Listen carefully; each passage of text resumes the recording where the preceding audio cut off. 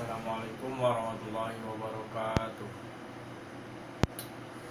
Perkenalkan, nama saya Muhammad Iqbal Mulwansa dari kelas 10 IPA 6, absen ke-18.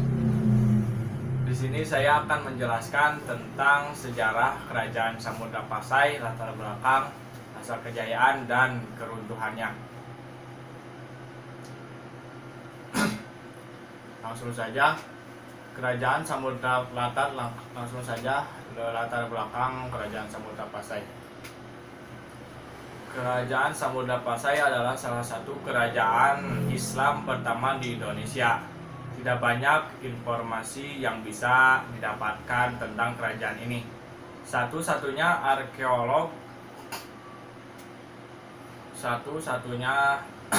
yang diperoleh para arkeolog berdasarkan literatur hikayat raja-raja Pasai, dan ini dikaitkan dengan beberapa makam raja serta penemuan koin berbahan emas dan perak dengan tertera nama rajanya.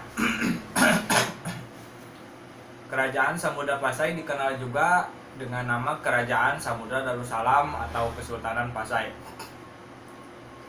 Kerajaan ini terletak di posisi utara Pulau Sumatera atau persisnya di kota Lok Semawe dari Aceh Utara, Provinsi Aceh.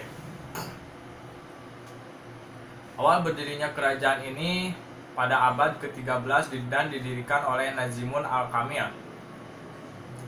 Beliau adalah seorang laksamana laut dari Mesir yang diperintahkan pada tahun 1238 Masehi untuk merebut pelabuhan Kambayat di Gujarat yang tujuannya untuk dijadikan tempat pemasaran barang-barang perdagangan dari timur. Selain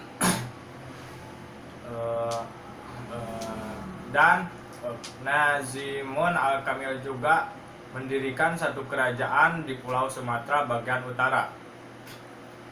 Beliau mengangkat Marasilu sebagai Raja Pasai pertama. Setelah naik tahta, Marasilu berganti nama dan bergelar Sultan Malik As-Saleh. Masa akhir pemerintahan Sultan Malik As-Saleh sampai beliau wafat dari tahun 696 Hijriah atau 1200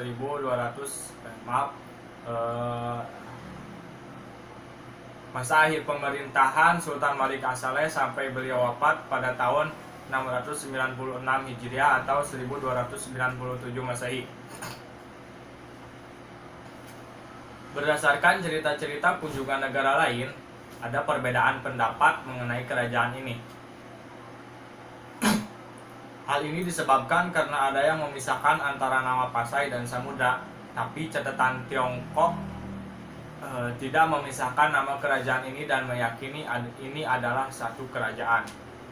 Selama masa pemerintahan Sultan Malik As-Saleh, Sultan menikah dengan putri dan kerajaan Perlak, yaitu Gangang Sari. Dari pernikahannya tersebut lahirlah sebuah anak yang bernama Sultan Malik Az-Zahri I. Pada masa pemerintahan Sultan Malik Az-Zahri ini, kerajaan mengalami masa keemasan. Sultan Malik Az-Zahri I memperkenalkan pertama kalinya penggunaan emas di lingkungan kerajaan. Hal ini yang mengakibatkan Kerajaan Samudra Pasai menjadi pusat perdagangan terbesar di Sumatera pada saat itu. Setelah masa pemerintahan Sultan Malik Az-Zahir I kemudian digantikan oleh anaknya, yaitu Sultan Ahmad I.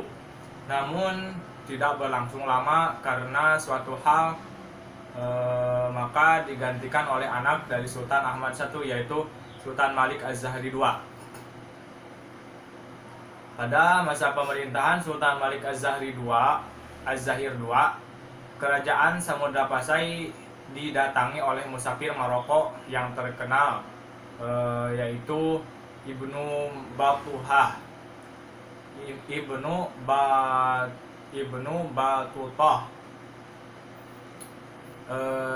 Dia adalah seorang penulis dalam kitab Rihlah Ila-i Masyriq.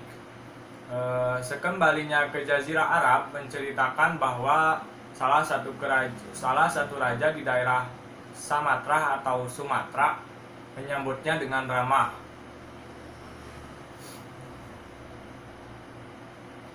Masa kejayaan Samudra Pasai ini pada saat pemerintahan Sultan Zain al-Abidin Malik Az-Zahir, tepatnya pada tahun 1383 sampai tahun 1405.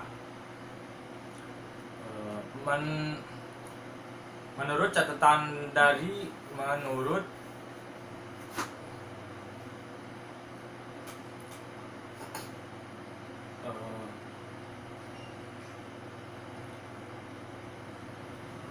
Menurut catatan dari negeri Cina, dalam bentuk kronik Cina, Sultan Zain al-Abidin Malik Az-Zahir dikenal dalam catatan tersebut dengan nama Tainu Li Alfitingki. Namun pada masa pemerintahan Sultan Zain al-Abidin Malik Az-Zahir harus berakhir ditandai dengan tewasnya beliau di tangan Raja Nakur dalam sebuah pertempuran sejak itu.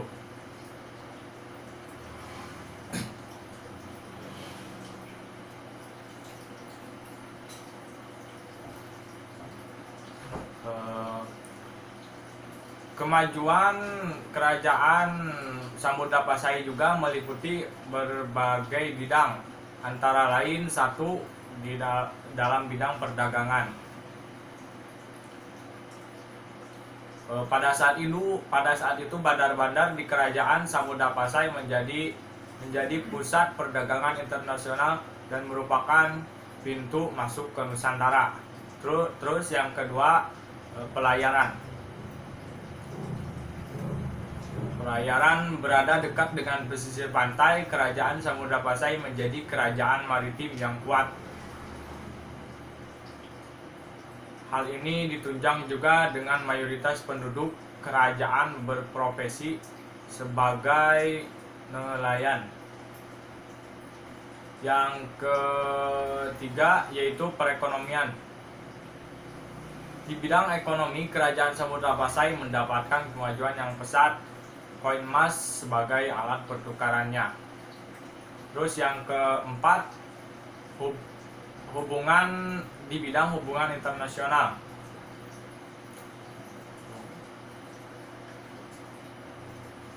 Yang selanjutnya, masa keruntuhan kerajaan Samudra Pasai. Runtuhnya kerajaan Samudra Pasai ini diakibatkan beberapa pengaruh internal dan eksternal. Pengaruh internal kerajaan sebelum keruntuhan sering terlibat pertikaian antar keluarga dan kerajaan, perebutan kekuasaan dan jabatan kerap terjadi.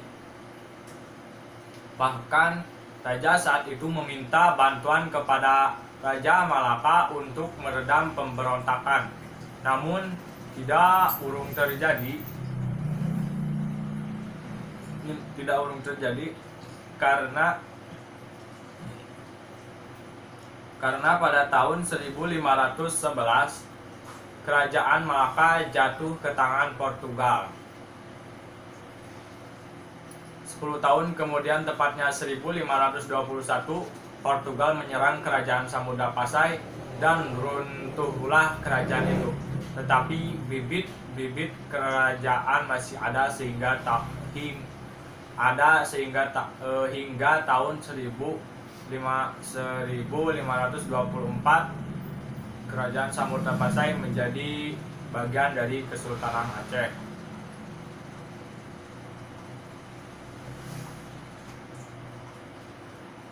Mungkin cukup sekian yang bisa saya sampaikan, kurang lebihnya mohon dimaafkan. Assalamualaikum warahmatullahi wabarakatuh.